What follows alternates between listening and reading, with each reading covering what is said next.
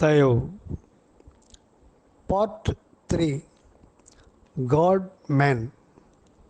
God Man. கடவுள் மனிதன். Author Dayanidhi சுவாமி சரவணானந்தா, திண்டுக்கல். அருட்பெருஞ்சோதி அருட்பெருஞ்சோதி தனிப்பெரும் கருணை அருட்பெரும் ஜோதி. Chapter 2. Soul. The reasoning mind of man, looking into this world around, finds many objects and natural scenes. The changing scenes attract his mind and help him to choose a suitable life. A wise and a good man cleverly handles everything and acquaints himself with everybody to make a happy life. His reasoning mind makes him love all coming to please him. He thinks positively that there must be some wise and unseen intelligent agent working from in and out of him. That supreme agent must be a sole cause and effect of all the changes going on externally, and again that the agent should be a permanent and never changing supreme being. Looking at the blazing sun on the sky above, he gets revealed of some secrets of the worldly creations. It is known to him that our planet and others of the solar system have come out of that great sun. On this earth, every being, whether it is animate or inanimate, is affected by that sun's rays.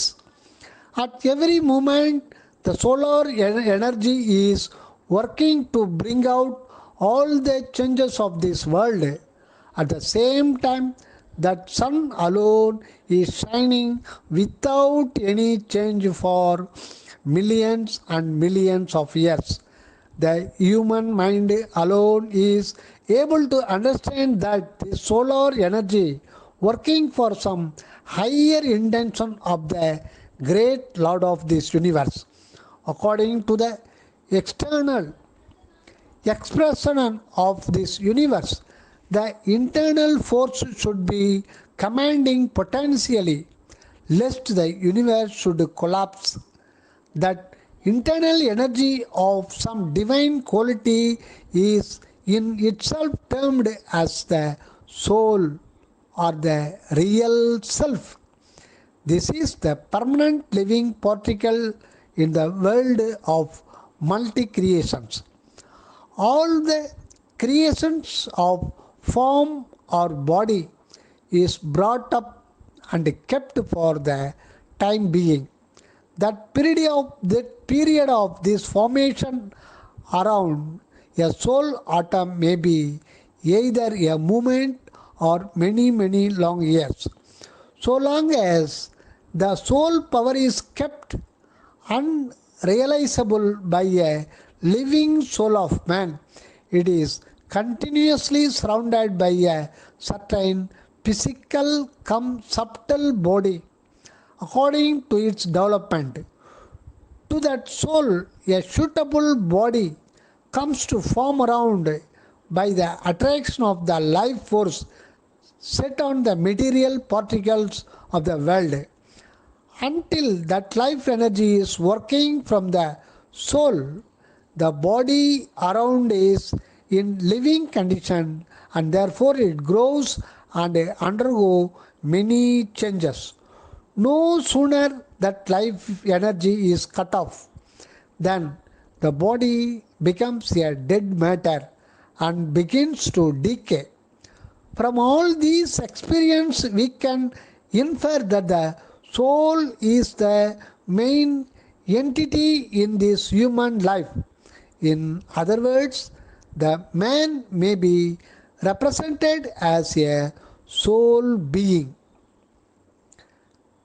In reality, the man is soul being of eternity. We should not consider him to be a physical alone. We should not consider him to be a physical alone. Out of this misconception, almost all people of the world are wrongly viewing the humanity from time immemorial. After some time, when the soul knowledge opened his inner or psychic eye, the man came to know that his real self was the soul and not the physical body of passing life. Then the physique or the body was not taken care of and looked after by the spiritualist who tried to hold himself in the soul abode, detached from the bodily shed. His life was not useful to general public. His speculation of the soul being was never experienced to permanency, as far as he was glowing from within his human form, along with his knowledge of soul or self.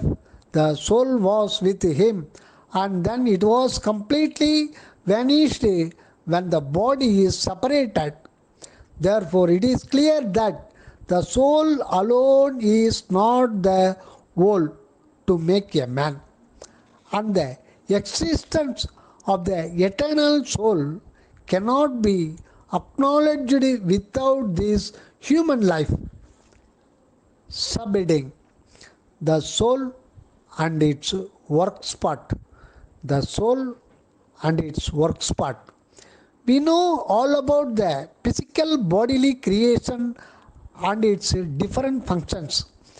There are abundant books written by the many masters to give out vast knowledge of these bodily sciences, psychology and anatomy. But there are rarely found a few spiritual scientists to explain all about the soul and its working secrecy. Because the soul is not visible and sensible to man, he is unable to recognize the soul as easily as he does other things.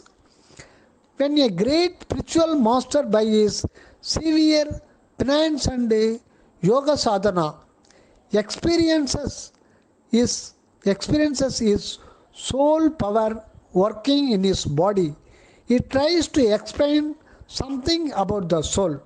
He feels that the soul power is acting from the heart center, from where his life energy is flowing to all parts of his body. His life is beating to light up all the senses. When that beating stops, the heart ceases to function. The man is said to be dead. So it was thought that the soul, which was working from the heart, had disappeared mysteriously. The form of the soul was taken to be spiritual one, filled in the human body and felt by the master himself. But the real source is not in the heart. On the other hand, it is mysteriously existing and functioning from the center of the head. This center is the true main station of all the spiritual, mental and dynamic powers.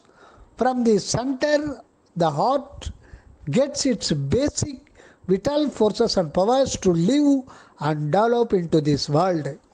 In the center of the head, the station for soul atom is to be discovered by spiritual experience. By no other means the existence of the soul atom is to be found out. This atom is purely of divine spirit, from which most mysterious force is eternally functioning for the highest universal divine purpose. The indweller of the soul is but the Almighty Himself. It must ever be borne in mind that the all-powerful God is eternal by existing in the soul atom. Here lies the secret of all the secrets. The scientific mind is just able to comprehend the immense power to be released from the material atom. The spiritual man of tomorrow is to discover the divine force to be inherited from the soul atom. Until the end of the last century, the atomic power was not dreamt of. So also this soul power was in the same stage of obscurity or non-existence. But this was imagined and got into experience by the yogic masters. They in their seclusion got in the high spiritual plan, and by their contact of the soul being, they acquired some extraordinary powers to do some miraculous deeds. That wonderful power is only a small bit of the divine in that soul abode. It was natural to him, who merged in it for the time being, just like an iron nail kept in contact with the magnet. It will be magnetized and then it can attract some other iron fillings. But the charged magnetism will not be existing permanently. After a certain time, it will vanish. This may be taken to explain that yogi's spiritual attainment. The nail does not become the magnet itself. So also the yogi never becomes the Godhead. Next subtopic, soul and the yoga siddhis. Soul and the yoga siddhis. The head station of our soul is our brain center. When the yogi realized that soul in the higher spot is completely immersed into it and forsaking his body, he attains the end or samadhi. This was the final emancipation of the yogi and all the other religious heads. But when he gets into the final stage, he lives for a short time in some spiritual exercises which create in him some wonderful yoga siddhis. As we all know that our life energy is flowing from the center of the head to all parts of the body, we may understand that spiritual force and its knowledge too are descending from the top to the bottom of the spinal column and the 6 nervous center or adhars.